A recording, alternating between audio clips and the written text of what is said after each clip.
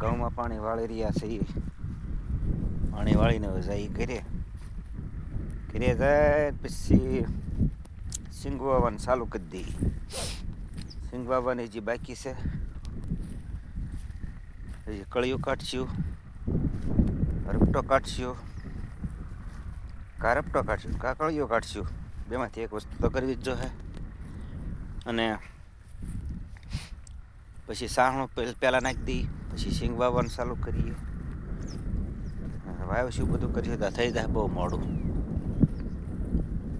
વાવ્યા સિવાય છૂટક્યો નથી, ગમે એમ થાય વાવી જ દેવાનું છે. ભલે ગામ જવાનું હોય તો બંધ રાખી દેવું છે.